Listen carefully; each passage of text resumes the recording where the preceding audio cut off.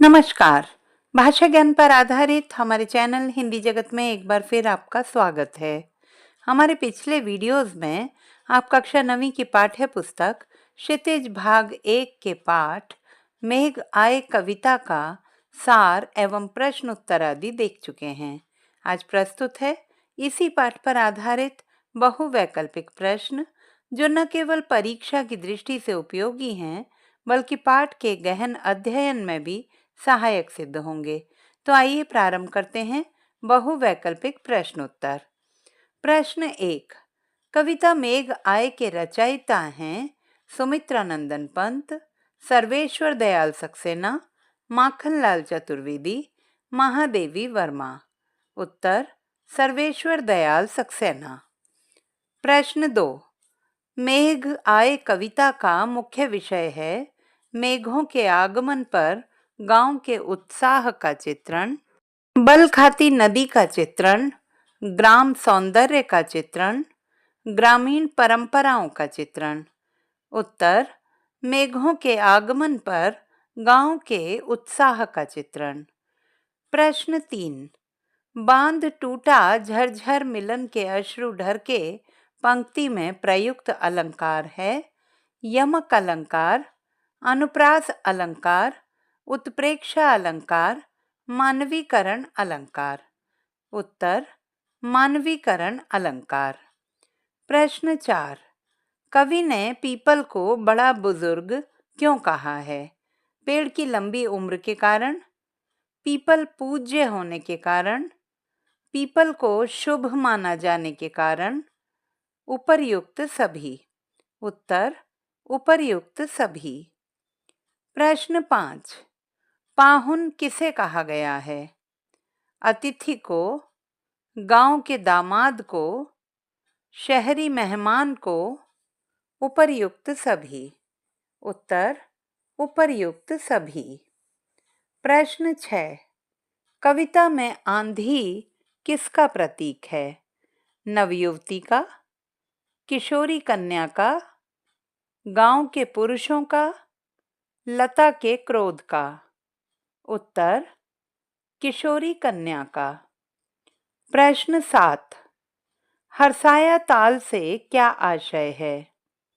तालाब हर्ष से भर गया, प्रसन्न होकर तालियां बजाने लगा, तालाब के जल में लहरें उठने लगीं, इनमें से कोई नहीं। उत्तर तालाब के जल में लहरें उठने लगीं। प्रश्न 8। क्षितिज अटारी गहराई का आशय है क्षितिज की अटारी गहरा गई, आसमान में बादलों का जमघट लग गया, आकाश में धूल छा गई, क्षितिज की अटारी में गड्ढा हो गया। उत्तर आसमान में बादलों का जमघट लग गया। प्रश्न 9। पाहुन जो आए हों गांव में शहर के पंक्ति में प्रयुक्त अलंकार है उपमा अलंकार, अनुप्रास अलंकार, उत्प्रेक्षा अलंकार, रूपक अलंकार। उत्तर उत्प्रेक्षा अलंकार। प्रश्न 10। जोहार करने का अर्थ है पुकार लगाना, शिकायत करना, आदर पूर्वक नमस्कार करना, नजर उतारना। उत्तर आदर पूर्वक नमस्कार करना। प्रश्न 11। कविता में मेघों के आगमन का चित्रण किस रूप में हुआ है? सजे संवरे प्रवासी अतिथि के रूप में, क्रुद्ध योद्धा के रूप में, ग्रामीण व्यक्ति के रूप में, राजा के रूप में। उत्तर सजे संवरे प्रवासी अतिथि के रूप में। प्रश्न 12। लता ने बादल रूपी मेहमान को किस तरह देखा? दरवाजे की ओर से, तिरछी नजर से, क्रोधपूर्ण नजरों से, क्षितिज से। उत्तर दरवाजे की ओर से। प्रश्न 13। क्षमा करो गांठ खुल गई अब भरम की पंक्ति में किस भ्रम की बात की गई है? बादल नहीं आएंगे, बादल बिन बरसे चले जाएंगे, बादल बहुत बरसेंगे, इनमें से कोई नहीं। उत्तर, बादल बिन बरसे चले जाएंगे। प्रश्न 14।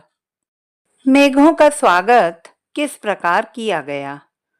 तालाब पानी की परात ले आया, गली गली दरवाजे खिड़की खुलने लगे, नाचती गाती हवा चलने लगी, उपर्युक्त सभी। उत्तर, उपर्युक्त सभी। प्रश्न 15। बरस बाद सुधी लीनी पंक्ति का अर्थ है बहुत दिनों बाद याद किया, बहुत वर्षों बाद याद किया, वर्ष भर के बाद सुधी को लेने आए, वर्ष भर बाद सुधी को लेकर आए। उत्तर, बहुत दिनों बाद याद किया। प्रश्न 16। नदी का घूंघट क्यों सरक गया? तेज हवा के कारण, तेज आंधी के कारण, बादल रूपी मेहमान को देखने के लिए, बारिश में भीग जाने के कारण।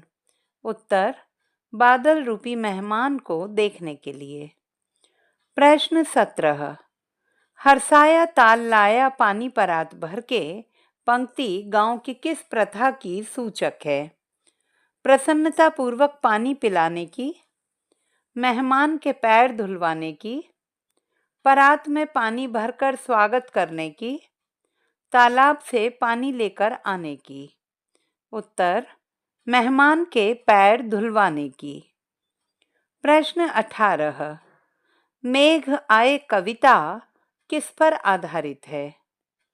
वीरता पर, वात्सल्य पर, प्राकृतिक सौंदर्य पर, करुणा पर। उत्तर, प्राकृतिक सौंदर्य पर। प्रश्न 19। निम्नलिखित में से कौन सा मुहावरा कविता में प्रयुक्त नहीं हुआ है? गांठ खुलना, बांध टूटना, सुधि लेना, तारे गिनना। उत्तर, तारे गिनना। प्रश्न 20। पेड़ किस लिए झुके? आंधी के कारण, गर्दन उचकाने के कारण, मेघों को देखने के लिए, अत्यधिक लचीले होने के कारण। उत्तर, मेघों को देखने के लिए। प्रश्न 21। कविता में किस किस के मिलन की बात की गई है? बादल और प्रिया प्रकृति के, वर्षा और नदी के, धरती और आकाश के, मेघ और पीपल के। उत्तर, बादल और प्रिया प्रकृति के। प्रश्न 22। निम्नलिखित काव्य पंक्तियों में मानवीकरण अलंकार का उदाहरण है बरस बाद सुधी लीनी, मेघ आए बड़े बंठन के संवर के, पाहुन ज्यों आए हों गांव में शहर के, क्षितिज अटारी गहराई। उत्तर, मेघ आए बड़े बंठन के संवर के। तो बच्चों, आशा करती हूँ कि यह वीडियो आपकी परीक्षा की तैयारी में अत्यंत सहायक सिद्ध होगा। भाषा संबंधी किसी भी समस्या के समाधान हेतु बने रहिए सुनीता भटनागर हिंदी जगत के साथ। आपका दिन शुभ हो।